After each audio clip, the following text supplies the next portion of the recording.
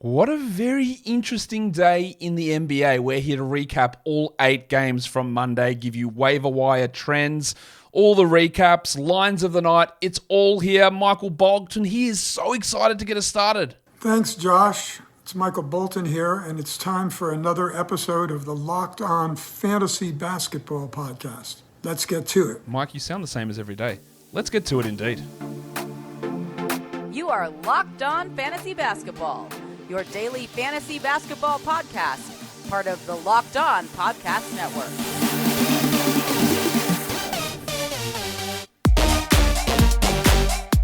Hello and welcome to the Locked On Fantasy Basketball Podcast, brought to you by Basketball Monster. My name is Josh Lloyd, and what a dog doing? And I'm also the lead fantasy analyst at basketballmonster.com, and you can find me on Twitter as always at redrock_bball, on TikTok at redrock_bball, and on Instagram at Locked On Fantasy Basketball. Today's episode is brought to you by FanDuel. Make every moment more. Right now, new customers get $150 in bonus bets with any winning $5 moneyline bet. That's $150 if your team wins. Visit FanDuel.com/LockedOn to get started. Thank you also for making Locked On Fantasy Basketball your first listen every day. We are free and we are available on all platforms. All right. There is a lot for us to talk about today because there were 8 games and lots of interesting things and injuries and ejections and a whole bunch of weird stuff. To start off week 5. I've actually had this question asked to me multiple times today, so I'm going to address it right here. Someone said, I think I might have even talked about it on the live show today. Man, what are we doing week 7? We just skip week 7? Do you just move week 7 back to the next date? There's no games on. There are no games scheduled in week 7, but every team is playing 2 games in week 7. It is because we don't know who they are playing because it is the finals of the in-season tournament. So when you see the schedule and see week 7 has no games, it's because those games have not been determined yet. Every team is going to have 2 games scheduled. The team that makes the final of the NBA Cup will play 3. Everyone else plays 2. So when you see that schedule, don't panic. Don't think you have to change anything with your league. Every team is playing 2 games. I've had that multiple times, so I thought it needed to be addressed if I didn't already address it earlier today. So that's where we're at with that. So let's crack in and let's just cover a little bit of news that has dropped of late. We will start off, I don't know why that looks like that, but anyway, that's fine. We'll start with some news there with Brogdon being listed questionable. Now, originally, I'm going to fix it up. Originally, they put it up that Brogdon was not on the injury report at all for the Blazers, and they re-amended it and put him as questionable, meaning that return is coming pretty soon. I would not drop Skylar Mays yet. They won't pump 35 into Brogdon straight away. They won't plump 39 into Brogdon straight away. They're already cutting Shaedon Sharpe's minutes down. There is a way for Mays to play 29 minutes still. If he plays 20 minutes in the first game back with Brogdon, then he's gone. But you don't have to do it yet. We don't have to make split decisions immediately in fantasy basketball. So if Brogdon is available, yes, you grab him. If Brogdon is available and Mays is your worst player in the drop, I would happily do that. You might trade one game better of Mays, where he's going to be great and Brogdon still doesn't play, versus more games in the future where Brogdon is better. Sometimes we have to take the short hit to get the long gain. So, I wouldn't drop Mays if I don't have to.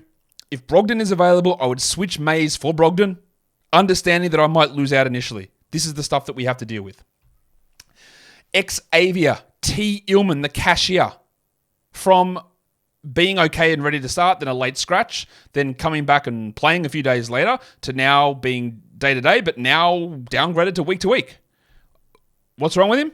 I wouldn't be able to tell you because they don't tell us. It's knee soreness. What does that mean? It's nebulous and it's just hidden code for something's really wrong and we don't know what it is.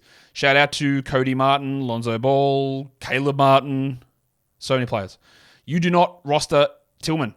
This does help Aldama a little bit, even though he's getting his minutes at small forward. It does help some of that value maintain. You do not roster Tillman. You do roster Bismack Biyombo. Luke Kennard, the Duck, he is out for a couple of weeks with that bone bruise in his knee. This also helps Santi Aldama because Kennard can play the 3 as well, and he's a good shooter, and Aldama is now doing that too. So all of these things which we talked about with Aldama yesterday, saying, they're factoring in, they're not factoring now. These guys are out long term. See you later. And then we got an update on Amen Thompson, who doesn't have a timetable. He's not practicing. We're not adding him in 10 or 12 or probably even 14-team leagues, even when he does return. And that is not coming up anytime soon. So some clarification on some things that are important. The Brogdon one is the most important. But again, my advice there is hold Mays, but drop if it means adding Brogdon. Yeah? Think we got that? I hope we got that. I hope so. If you have questions, drop them in the chat, drop them in the comments. I may respond to them. I don't know. There's always a lot that's there that I can't get to, but often somebody else will chime in and do that as well. So let's look at the most added players on the waiver wire. I never really hit this stinger, but I should do it now because it's time to look at waiver wire trends. So let's have a look at the most added players. And number one on that list is the big fella in Memphis, Santi Aldama, who's up 38%. Things have broken in his favor. We add him, we roll with it. It's great. Number two is Brandon Miller. Well, we'll talk about the Hornets a little bit later on. I do not think this is going to stick for Miller, and it did not stick today. Sadiq Bey up 13%. I see you know you're streaming well. So Bey has a great schedule this week. Tuesday, Saturday, Sunday. That's fantastic. Plus a game in there as well on Wednesday. But that's great value for old mate Sadiq. Andy Wiggins up 11%. Well, we will review his game later on, but a big explosion from him last time out. Not a bad move to stream and see where it goes. Kyle Lowry up 9%. Good game from Lowry last time out for the Heat. He does appear ahead of Jaime Jaquez, but again, we'll review the Heat game later on. And then the last one is the big ragu, Dante DiVincenzo. We had heard that Grimes wasn't going to play in this game, and he did. So we'll talk about the DiVincenzo move a little bit later on as well. The most dropped players in fantasy basketball, that actually says most added, and that's not what I wanted to say at all. It should say most dropped, but that's fine. We can reinterpret that in our brains. Jacob Gilead down 13%. Cool. He's not starting. We can move on there. Derrick Rose is probably going to play next game too. Lou Dort down 12%. Yeah, that is very easy to drop. He's not that good, and we had that little flash in the pan, and that has eased. Derek Jones, yeah, struggling at the moment. No worries with him in a 12-team or 14-team drop. Killian Hayes, yes, very easy drop in even 14-team leagues. He is on the way out of the rotation. Dario Saric, the minutes were down last game. That's a reasonable drop. I dropped him as well. And Tillman down 8%. Very, very strong drop. Good move to drop Xavier in that position. Today's episode is brought to you by FanDuel Sportsbook. The NBA season is 4 weeks in.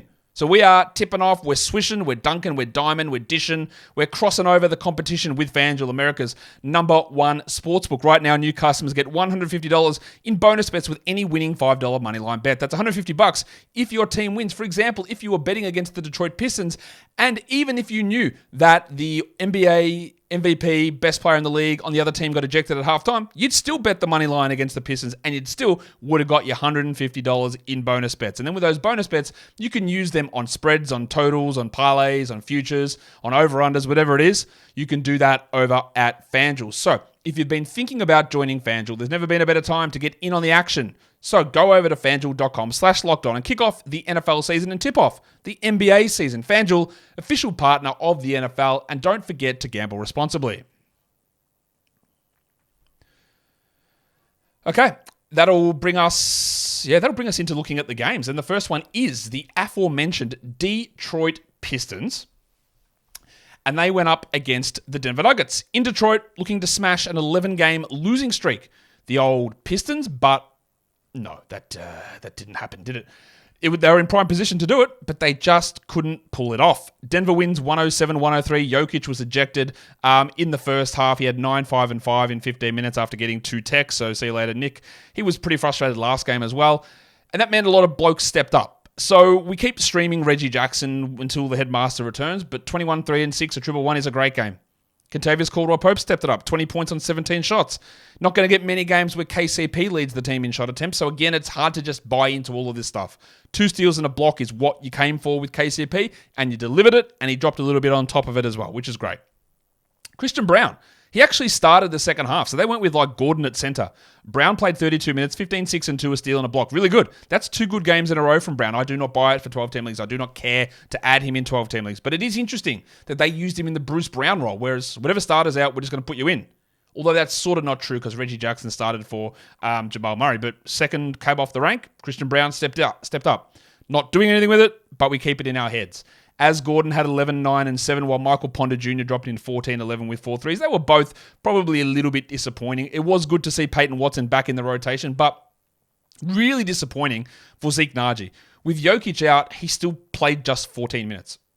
That should be prime opportunity. Jokic is gone. Let him start. Let him cook. No cooking. None at all. 7, 1, and 0, and maybe we're at the stage where Naji, who's had a lot of injury problems, just is not good. And that is distinctly possible and actually at this point pretty likely. So let's go on to the Detroit side of things, because Cade Cunningham played 38 minutes and had 27, 2 and 9. He dropped in 3 steals. He had a block. He was 11 of 11 from the free throw line. He shot 41%. That's still not great, but 50% from 3. Overall, I'm here for it. That's an unbelievably good line. And you know that I was relatively big on Cade in the preseason. His shots have not fallen at anywhere near the level that I expected. I didn't even look at him as having a big jump forward. I think I had him jumping forward 3 percentage points in his field goal percent. Not much. And that was because he shot 27% from 3 last season. But he lost rebounds, which I'm not sure are ever coming back. And his steal and block rate cut in half. This is sort of what I envisaged we'd see from Cade a lot more this season.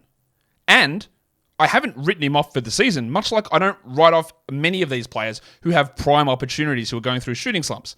And we'll get to that really soon. So that's a really good turnaround from Cade. I need to see it a lot more. I do need to see way more of this, obviously. But it was encouraging. Very encouraging from Jaden Ivey too. Now, he's not an 88% shooter very clearly. But he started over Killian Hayes, and that is absolutely step one here. 17, 4, and 3. But remember this. The Pistons have one more game this week, and it's on the weekend. It's on Sunday, I believe. So if you're looking to add somebody, it'd be Ivy for long term, not for this week. So that's why when you don't look at 18 and 8 from Marvin Bagley, and you go, man, I'm going to add him. Because you don't. Because Duran will be back on the weekend, and Bagley won't be useful. You don't probably even look at Isaiah Stewart having 11 and 11. Go, that looks great, because you won't use him. He doesn't have that even long-term upside appeal scenario. You don't look at old mate who's been added to Yahoo, by the way, Stanley Amude, who had 11 points again. This guy's a really good scorer because you're not going to play him all week. Shout out also, again, not shout out, a delayed about bloody time to both Yahoo and ESPN, who added Amude and Reith on Yahoo, and Craig Porter finally added on ESPN. I'm sure there's somebody else still not added on ESPN, but eventually, if I just call them out enough, they will do it, it seems. But they're all there now. Alec Burks, 3 points in 17 minutes, very disappointing from Burks, and Isaiah Livers returned. He played 23 minutes and had 6 and 4. Now, Livers is quite a poor per-minute producer usually, but he shot 14% here. This could have been a lot better. We very much need to keep an eye on him because ideally they would want him to be Bojan Bogdanovic. They would want him to be their floor spacing, shooting power forward. But I don't know whether he's going to get there. But 23 minutes, first game back, is extremely encouraging. We just watch that for deeper leagues and see where he goes. Killian Hayes was scoreless in 14 minutes. He will, I believe, end up out of the rotation. Speaking of out of the rotation, why did we go through this Kevin Knox nonsense? He's out of the rotation because he's bad, and he is out again and not going to play, and that's great. If you got one good game out of him, count yourself lucky. While Marcus Sasser plays 5 minutes, he is going to be out of the rotation soon as well, it appears, because we're still waiting on Morris, Bogdanovic, and Duran to all return, and then it will be hard for him to do what he needs to do in that situation. Okay, let us go to the next one. It is the overtime game. The Boston Celtics lose. Celts lose to the Charlotte Hornets. 121-118. We talked yesterday about what are the chances of an 85% shooter hitting all 3 free throws of a 3-shot foul. And then it happened. Jason Tatum had a 3-shot foul at the end of the game, the same way that, debatably, Lauri Markkanen should have had at the end of the Suns-Jazz second overtime yesterday. But Tatum had that chance, and we calculated the odds that a 85% free throw shooter has a 64% chance of hitting all 3 free throws. So that 36% chance is what happened. Tatum missed the last one, and they lost the game. Tatum had big numbers, 45, 13, and 6 with 7 triples and 2 blocks, but just there were some weird moments for him during this game. It's still a great line, obviously. There was no Derek White, no Al Horford in this one, so Peyton Pritchard had 21 and 6 with 5 threes and 2 steals in 33 minutes. He was very, very good, while Sam Hauser started and was very, very bad. 3 points on 11%. The 2 games that Hauser has started have been putrid, and in every other game, he's banging in like 5 triples a game. He's not, but he's not far off it. We can still stream him. The process was still correct to stream in Hauser for 3s. He just shits the bed whenever he starts, apparently. Speaking of shitting the bed, Jaylen Brown, 13 points on 29% shooting with a 0-0. He has been a marked disappointment this season. Cannot find a consistency in his role or his usage or his production or his shooting. It's just been bad in terms of where we compare him to usually be, while Porzingis had 17 and 8, 2 steals and 3 blocks, and Holiday 11, 6 and 5. But again, so much of this game is weird because there was no Horford, but more importantly, there was no Derek White, so the rotation was a little bit all over the shop. Don't know how big of a drink of water I need to have before I talk about the Hornets, but they made a switch. Didn't take them long, this shameless bunch of assholes, to put Miles Bridges into the starting lineup. 45 minutes for Bridges. 14 and 15 on 23% shooting. Now, his usage has not been super high this season. That's only 16 usage. But 15 rebounds, 5 assists, 6 of 6 from the line, and they're starting him. Now, we got this news that he was starting in the pregame show earlier today, and then the question was, do we drop Hayward and PJ Washington? And my answer was, no, let's see, right? So PJ played 28 minutes off the bench, 15 1-1, 2 steals, a block, 3 threes. That's actually good enough, right? If he's playing 28 minutes tonight and doing that, that's actually good enough. And then we put Gordon Hayward under the lens the other day. And again, the immediate reaction, this is where you become a better fantasy player and where I hope to try and teach some stuff, is that Bridges returned and we saw Hayward and Washington shoot 10%. And the immediate thing is, oh, well, Bridges has killed him. Bridges has ruined them. I am dropping them. Look at these fantasy points they scored. Look at these numbers. Bridges killed them. So I put Hayward under the lens. I went, you know what? He's not going to be a 10% shooter. The worry there was the usage, which had dropped, and we had to monitor that. But he wasn't going to be that shooter. Hayward played 39 minutes, had 20 and 5 with 4 assists, a triple one on 40% shooting. Worth a hold, yeah? Same with PJ, worth a hold. Let's see where it goes. We wanted to monitor it. And I'm not going to make those knee-jerk reactions on these sort of players. The next test is going to be, what the hell happens when Terry Rozier returns? And I don't know. Some people seem to think that Rozier will just get benched, and I just don't think they will do that. But they could.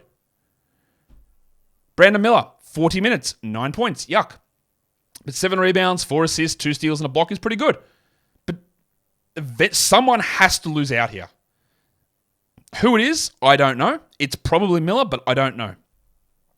That's a good game from Miller. He's still not a top 150 player this season. He is ranked behind Hayward and Bridges, obviously, and Washington. Bridges is rolling top 40 at the moment. Amazing stuff from him to come back and not really look rusty at all. But there's still something that's going to give here. Playing 20 minutes of Ish Smith is amazing. I cannot believe that's happening. While Mark Williams, only 33 minutes. Just give him more. My guy, Steve, give him more. 18 and 16, 1 steal, 3 blocks. He is starting to round into that form that had me really looking at him in the 70s in drafts, and he is starting to deliver that at the moment, which is pretty dizzy stuff. All right. Today's episode, if I can actually find the right button, that's what she said. Today's episode is brought to you by Prize Picks. Prize Picks is the largest daily fantasy sports platform in North America. Coincidentally, it's also the easiest and the most exciting way to play daily fantasy sports because you don't have to worry about lineups and salary caps and sharks and pros and algorithms and thousands of people. It's you, mano e computero, against the projections. They throw them out there, they line them up, you knock them down with a bang more, bang less. And that's it. The projections are up, lots of stats, lots of players. And you do 2 to 6 of those individual player projection, more or less, deals. And then you can get up to 25 times your money back. How easy is that? Entries are easy. You can do them in under 60 seconds. They've got an injury reboot policy as well. If your bloke gets injured in the first half and doesn't return the second, well, that bloke just gets rebooted. How easy, how simple, how generous from the legends over at PrizePicks. So go to prizepicks.com/LockedOnNBA and use the code LockedOnNBA for a first deposit match up to $100. That's prizepicks.com/LockedOnNBA. The code is Locked On NBA, and you get a first deposit match up to $100. That will bring us, of course it will, into the third game, because it's what comes after 2, and it is the Milwaukee Bucks beating those pesky Washington Wizards. And by pesky, I mean annoying. The Bucks win at 142-129. The big fella Yanni had 42, 13, and 8. He was putrid from the line, but 87 from the field. Actually cracks in. That gets it done. He has been, despite the free throw percentage, like 24th. Delon Wright's not coming. Sorry, Delon Wright's not coming to beat him by 50 spots this year. Maybe he is. But big numbers from him. While Brook Lopez, back on track. Good minutes are up. 5 blocks, rolling after a really slow start to the season. Season off washed watch. And I would say Chris Middleton is off washed watch as well. The most encouraging thing here is he played 23 minutes. Now, is that cause for celebration? Given what's happened, yeah, it is. His per minute numbers have been good. 18, 6, and 7. That's great. 6 or 7 from the line. That's great. He's putting up good numbers. I think he's going to start to get better and better. We just need these minutes to rise. While Lillard had 22, 5, and 7 on another absolute bushel of free throw attempts, he is starting to look better as well. They are rounding into form. Leaky Beasley had 16 points in 33 minutes with 3 threes. That's what he is, a points and 3 streamer, especially with Jay Crowder out. While Portis had 17 and 8. Good numbers, but you would have hoped the minutes went a little bit higher there. Paddy Connaughton's getting 6th man minutes, but we don't care outside of very deep leagues. 3 points for him with 4 assists in those 26 minutes. But what about your Washington Wizards? What about your favorite player, Jordan Poole? How did he go? Anyone going to rush to the comments to tell me how shit I am at my job, to tell me about Poole? Do it, because I am. But also, Poole dropped 30 points in 33 minutes and took 26 shots, which is exactly why I was big on him in the preseason, because I thought he is going to take a lot of shots. He is going to score. Unfortunately, he hasn't got minutes or usage in any other game. Is this a turning point? I honestly have no idea. Also, if you saw a report about this thing about Mark Stein saying that they didn't see him as a cornerstone, he's on the trade block, it was fake. It was 100% fake. Now, they probably don't think he's a cornerstone. That's fine. That report was fake. Poole, 30 points, 1 rebound, 1 assist, took 26 shots, 42%. We knew that. But got to the line 5 times, which is encouraging as well. We are by no means out of the woods here with Poole. None at all. Not even close to it. He'd need to string a fair few of these together before I go, maybe we're back in business. But it's at least good to see it once. Kyle Kuzma, 22, 3, and 13 assists. Who is this guy? 13 assists, 2 steals, and a block? What? All right, I'll take it. I was actually pretty big on targeting Kuzma in drafts, and that actually has panned out pretty well. And Bilal, 25 minutes, 12 points, 2 steals, 2 threes. Frustrating that he played only 25 minutes. He's not going to blow us away, I don't think, this season. But he is worth rostering. Danny Gafford, 29 minutes, 14 and 5, 2 blocks. Not really sure what more you could want from him. That's about what we thought he'd do. Good numbers. Denny Avdia, bad. But he's been good. 7, 4, and 2. Only took 5 shots. He'd been a guy whose usage had been absolutely through the roof. God, that's weird. We've never really seen Denny do that before. And in this game, it went back to like Tom Thibodeau's center usage, 8%.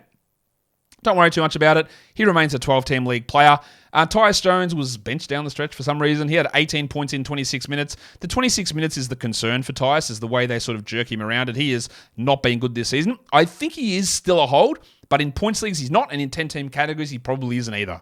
He just doesn't deliver enough in those sort of formats to justify a hold for a lot of different people. Let's go to the next one, where there's a string of blowouts coming here. So the Clippers beat the Spurs 124-99. Also, remember, so many coincidental things happen in sport, in life, in whatever, right? And we often ascribe them to the wrong reasons. That's why I put Paul George under the lens after James Harden arrived. And I said, James Harden is not making him shoot 20% or whatever it was from the field. He's not. His usage was the same. Paul George had 28, 5, and 6 with 4 threes in 32 minutes. He's the 13th ranked player this season. Harden has not actually impacted him at all. The impact has been more on Kawhi, who played 28 minutes here, had 21, 4, and 3. Not bad from Kawhi, good usage, and it's getting better. But there was no impact on George, really. Jimmy Harden, 13, 3, and 10 with 2 steals. And Norman Powell, 30 minutes, 19 and 5 with 2 steals and a block. They are using Powell a lot. He is in prime 12-team stream position. That's it. Better minutes for Westbrook, 25 minutes. Of course, it's a giant blowout. But 10 points, 6 assists, and 3 steals for Russ on horrendous shooting. If I had him, and I don't, I would drop him in category leagues. I just don't think there's enough value in it. While, I don't know how to frame this one. Remember we talked about it the other day? Well, I talked about it. Maybe you talked about it to yourself after you heard me talk about it. And I said, I'm just going to keep an eye on Daniel Tice here. 21 minutes, 19 and 7, 2 assists and a steal. Okay. That is extraordinarily intriguing from Tice. Zubats had 8 and 11. Tice had 19 and 7. Now, he's not an 80% shooter, but the man can play. And the man sucks when he's on bad teams, usually. And when he's on good teams, he plays well. I wouldn't add Daniel Tice, but this is a very, very intriguing development. And 20s, 18s, 16s, I would add Tice. Interesting development. Terrence Mann, scoreless, but he did have 4 steals. He missed all 6 of his shots, so it's not like he didn't take any shots, but we're not looking at him outside of very deep formats, obviously. Well, I hope it's obvious. There was 4 minutes of garbage time in this one as well, and that's why we got 4 minutes of the Farmers Union, Amir Coffey. Not much else going on there, but a good blowout win, 2 in a row for the Clippers. For the Spurs, Goldfinger Charlie Bassey, back in the rotation, 18 minutes, 12 rebounds, 4 blocks. This guy is an absolute permanent machine. He's a stud. We just need him to actually play. Wembanyama, not good. 9 points, 27 minutes with 2 blocks and 4 assists, while Trey Jones played 23 minutes, 11, 2, and 5. That's pretty good from Jonesy. It's really hard to justify him as a 12-team league guy, though. Collins struggled for 12 and 3, and Sohan had 8 and 8. Jeremy Sohan, I don't know how to approach this. I would not bother with Jeremy Sohan in 10-team leagues. In 12-team leagues, I think he's very, very borderline, and I'm not sure I would hold him. Points leagues, I would more than category leagues, but it's just too much shakiness. Champagny started again in place of Vassell. He had a 1-1 with 5 and 4. We're only looking at that for deeper leagues. And the two guys who actually scored well were the Horsecock Keldon Johnson, who had 22, 10, and 5. And then Chetty Osman, the Discman, had 17 points in 23 minutes. Do not buy into anything there with Chetty Osman. They are currently a mess, the Spurs. Having no Devin Vassell hurts, but they are without a rudder at this particular point in their season. And is it a Sohan thing? I don't know. Like, it is bad. Trey Jones is clearly not the answer, but things are going bad. And but they are committed, at least for the short term, to keeping to work through that group. So just, again, bear that in mind. They are committed to that for now. The next game, the Kings get their pants pulled down by the Pelicans, 129-93. This is back-to-backs, all right? Factor this in. When teams play on the second night of back-to-backs, not only do you have more risk of injury, you have more risk of rest, but you have shit performances, or shitter performances. They're not good for the product at all. In fact, if you eliminate, and I know, there's schedules of the arenas, and that's all well and good. If you want to eliminate the vast majority of problems with the NBA product and regular season, it's back-to-backs. Quality of play, rests, injuries, they all get reduced dramatically. That is literally the biggest thing, I think, in my opinion.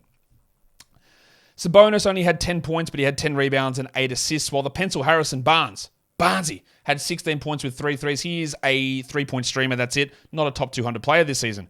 Keegan Murray hurt his back, didn't return after halftime. 5 points in 16 minutes with a steal and a block. Not good. He's been up and down. I would say that overall, where you drafted him, which is probably around 100, you've been, I don't even know, how do you feel about it?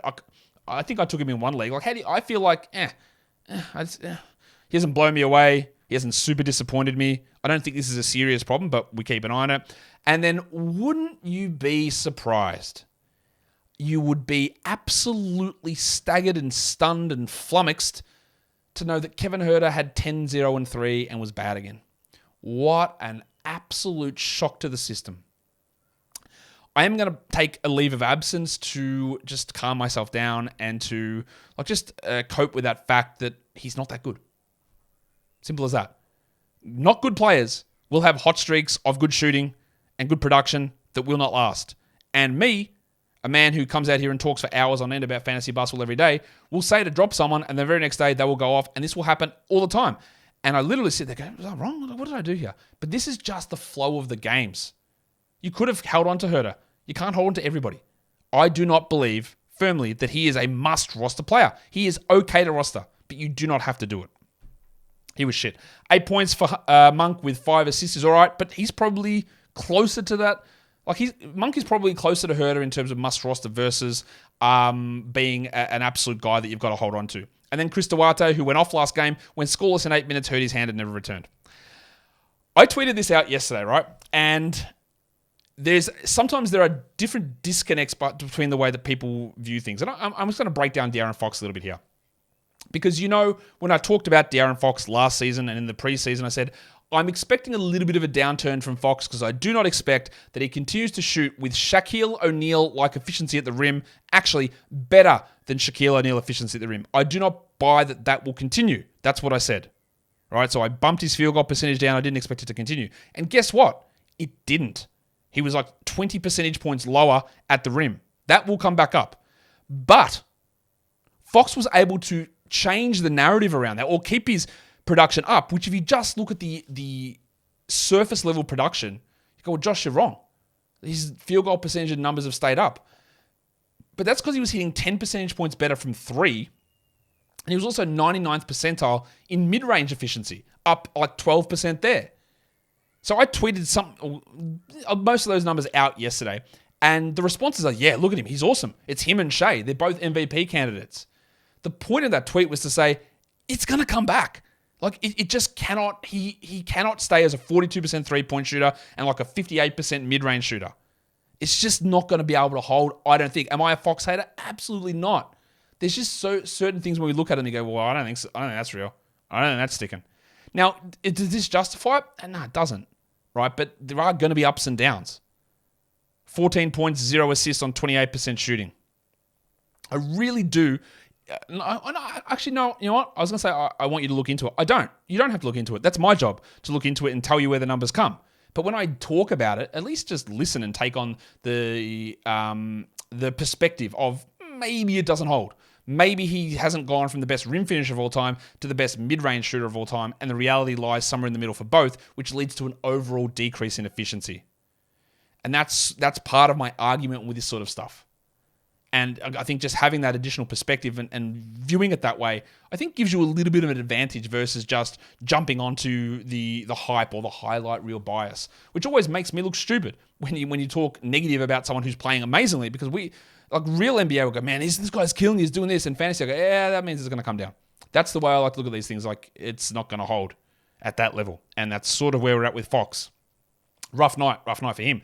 But the Pelicans, only 21 minutes for Valanciunas, but why is this guy blocking every shot in the world? Another 3 blocks for him, who he never blocks them. Low usage, 10, 13, and 7 on 11% usage, but the blocks, man. I don't really know how this is happening. Has he all of a sudden become a good shot blocker? Again, this is an outlier where you go, nothing would suggest that he is this guy ever.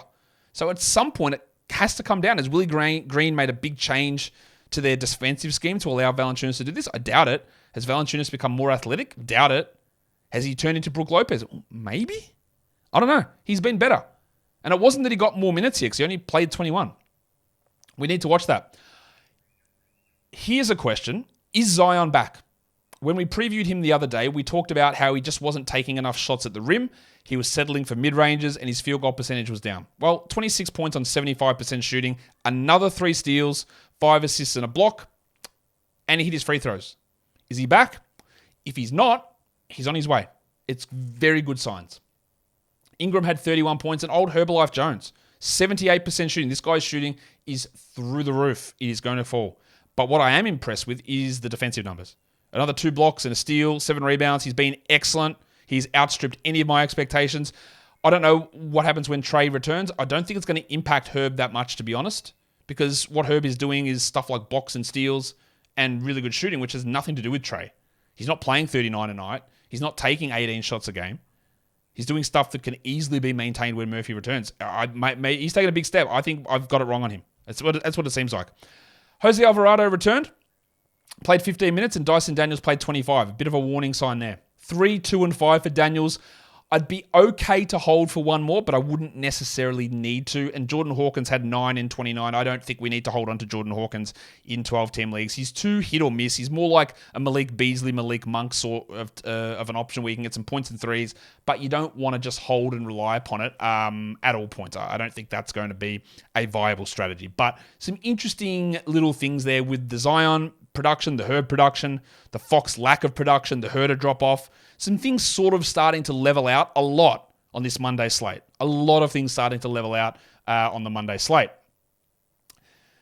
The Heat that's the wrong button. We meant to hit this one. There we go. The Heat get their revenge against the Chicago Bulls, 118-100. The final score here for Miami. And what does look interesting is Jaime Jaquez playing 33 minutes, 19, 3 and 4, 2 steals. Last game, he dropped off. His last 5 games had been okay, good enough to sort of stream, but not necessarily must hold, but that is very interesting. It does help that Butler played 29 minutes and Lowry played 26, and they were in control, so there was a bit of blowout stuff there. But he has really held his own. His plus-minus was great again. I still don't fully buy him as a full-time 12-team league guy, but that's a good line. Adebayo, 23, 11, and 6, which is great. Duncan Robinson, clearly the winner from the hero injury. 22 with 6 triples. I don't think it maintains, obviously, but it's good. Butler had 16 and Lowry had 8, 5, and 6, which honestly is not bad if you added Lowry. That's okay. 21 for Caleb Martin and 20 for Highsmith. So the minutes are flipping. I don't want either of them in 12s. while Joshie Richardson had 10 points in his 30 minutes, but it was another blowout. For the Bulls, this is just the day where a lot of the guys that I was very interested in picking who have struggled early on just all went off. Coby White, 20 points, 5 rebounds, 3 assists, a steal, a block, 4 threes, 64% shooting. I'm back in. Look, he's only a later round guy, but I'm back in. Like that's good. I'm not dropping. If I still held him, and I have, I'm definitely not dropping after that. That's not to say it's going to continue, but he led the team in scoring. I think, should we do it? I'm not sure, but let's talk DeMar DeRozan. I think he is on washed watch. Like, he's not terrible, but he's not top 80 this season. 15, 4, and 5. He only took 10 shots. At least he hit 6 of them, but he's just not there. He's just a step slow. And Levine had 13, 3, and 5. He has been a huge disappointment. He's got to get traded soon, surely. Caruso, I like him as a starter. Roll with it until he gets hurt, which will happen probably tomorrow when they're not even playing. 13, 4, and 3 for Caruso, while Vooch had 18 and 8. His efficiency is well down this season. He also had 30 usage in this game, which is very, very high. Vooch is currently ranked outside the top 50, but that usage was intriguing. And then Pat Williams continues to suck. Torrey Craig played just 15 minutes and Javon Carter 14. So we're really only looking at the 5 starters here as even remotely close to having any sort of 12-team value. Let's go to the next game. The New York Knicks and the Minnesota Timberwolves. A 17-point margin of victory to the Wolves, 117-100. Mitchie Robinson, 30 minutes, 10 and 11 with 2 steals and 2 blocks. Still underappreciated in leagues. He's not a points league guy, but he's still 100th in points league ranking, so he's got to be rostered everywhere. While Brunson had 25, 4, and 6. His lack of steals keeps holding him back somewhat. Rowan Barrett, 14 and 7, but you're going to be shocked to see that his numbers have dropped. But in fairness, he did go 3 or 4 from 3. And somehow keeping up those numbers. But 31% from the field, 75% from the line. It's like, what's that phrase? A leopard doesn't change his spots. Maybe he's just not good. And that was a hot streak. 14 and 7 and 1 is all right, but those percentages are rough. I'm still holding him, but it was always going to tumble. He's one of those players that I'm just figuring out now has a weird group of fans. That if you say, hey, I don't think Barrett's going to be a 50% shooter, man, you're just a hater. Have you never heard of anything called improvement? Yeah, he's turned the corner. Sure, he's not going to be a 50% 3-point shooter. He's in the Rui Hachimura, Lonnie Walker group of like, why do you have all these weird fans? Bol, another one. Anyway, Barrett is going to drop off, but only 22 minutes for him. In this one, he had 5 fouls, that kept the minutes down. Julius Randle, 21 and 14, putrid percentages, which obviously hurts, and then only 17 minutes for Quickly. 15 points for him. It's so hard to get behind Quickly because you never know what's going to happen. Is he going to play 29? Is he going to play 21? We flagged this concern in the preseason.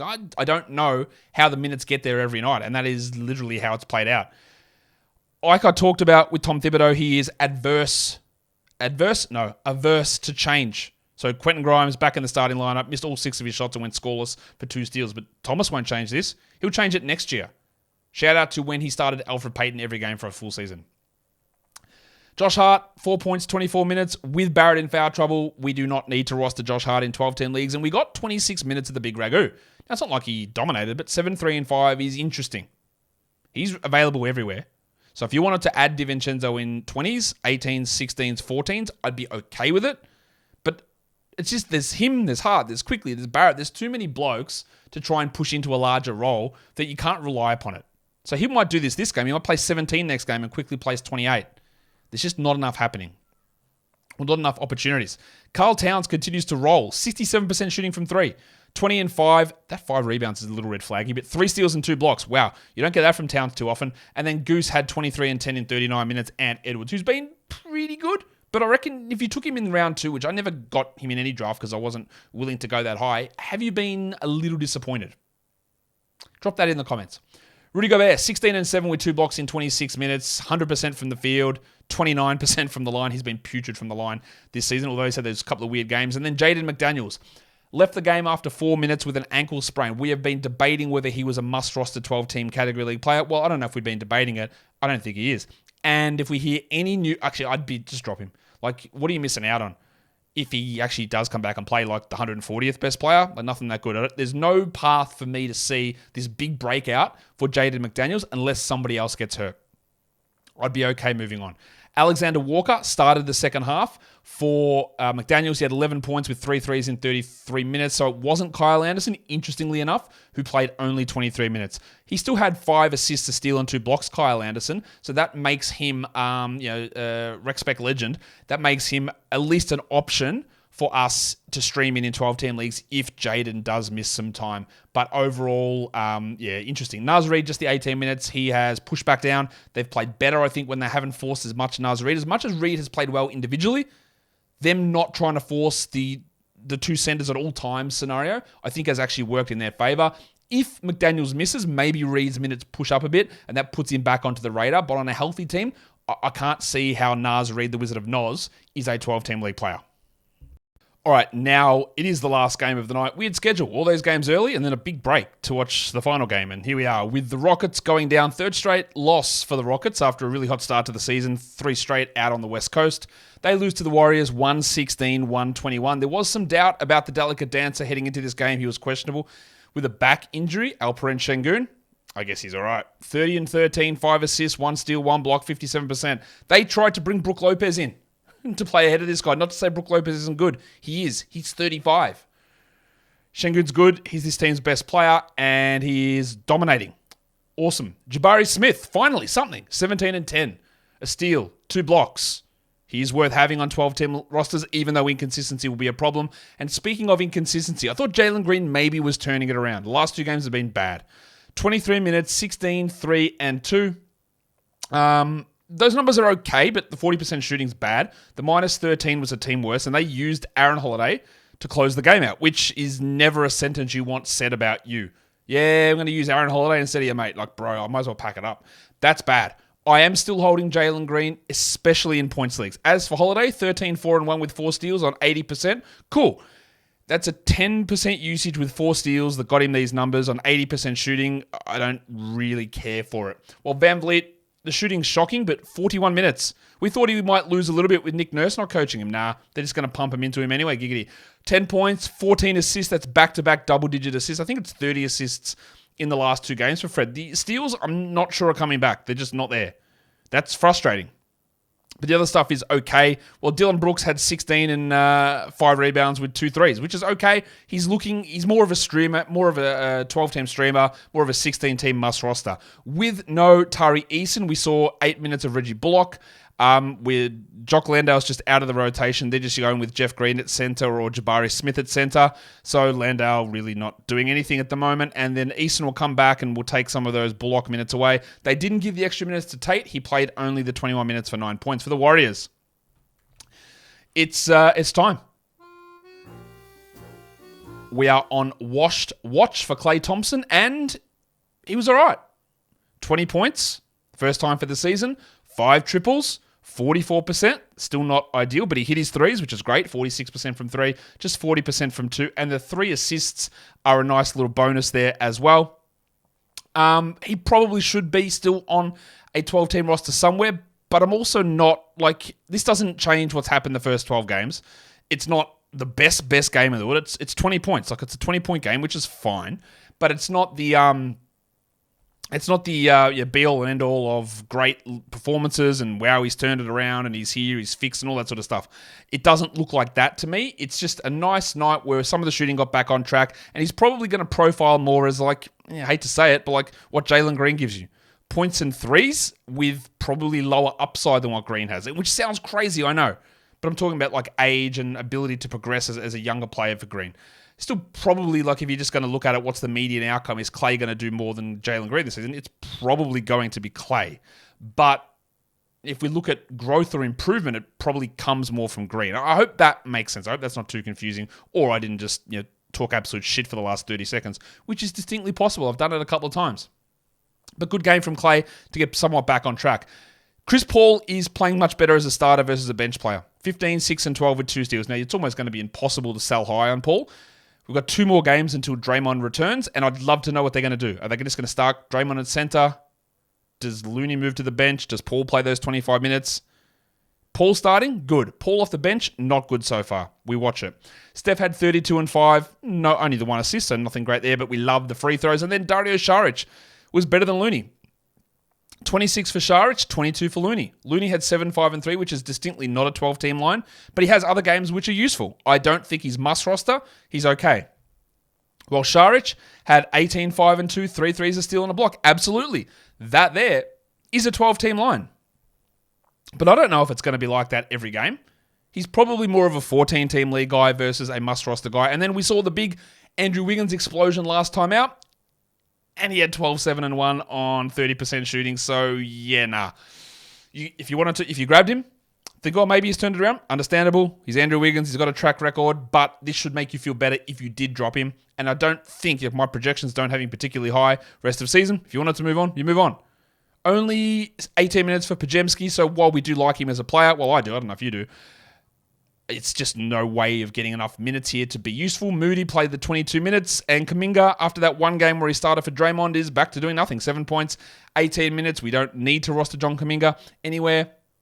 Steve Kerr's like, we've got 12 rotation players. I need to give more minutes for Moody. You probably do. There's just no ability to do it unless you're just going to cut Wiggins and Clay right down, and that's just never going to happen. So we always have Moody and Podziemski in the back of our mind, waiting to see what they do in terms of rotations or if someone is out or resting. But otherwise, there's just no clear pathway for these guys to play enough minutes to be regular fantasy options. I don't see how that could possibly happen.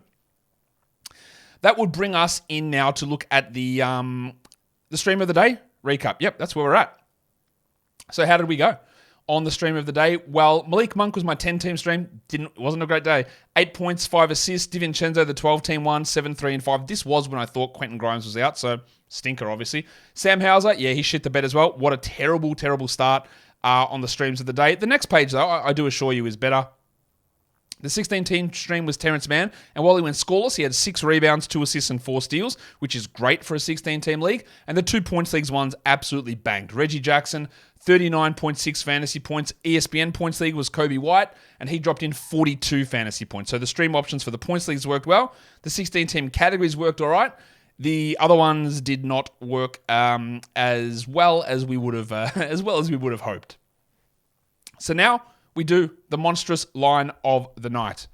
Couple of options to go with here, but in the end, we do go to the Boston and Charlotte game, and we go with Jason Tatum. 45 points, 13 rebounds, 6 assists. Tatum gets the nod. The waiver wire line of the night.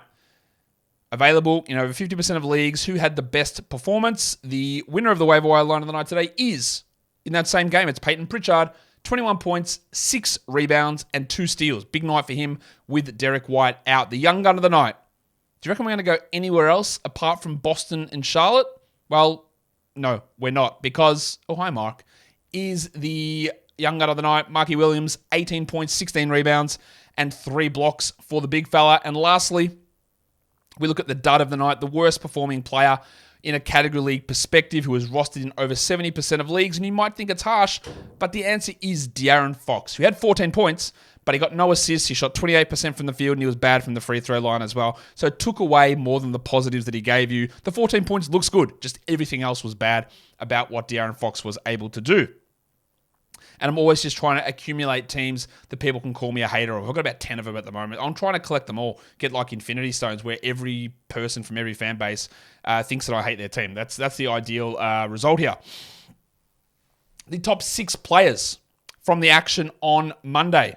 Let's have a look at how it all played out. Top 6, number 1 is Jason Tatum. We've spoke about that already. Number 2 is LaMelo Ball. Number 3 is the big fella in Milwaukee, Giannis Antetokounmpo.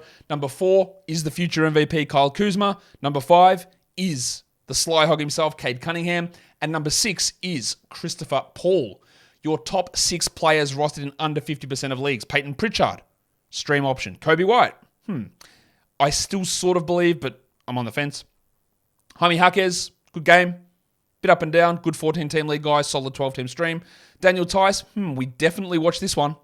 Norman Powell, great 12-team stream. And Aaron Holiday, I am absolutely not buying into that whatsoever. And lastly, it's the top 6 players for Yahoo points leagues.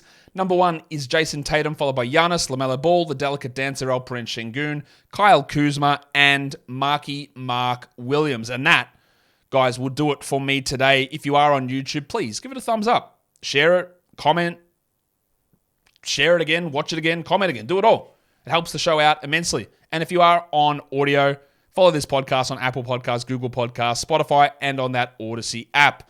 Guys, we are done here. Thank you so much for listening, everyone. See ya.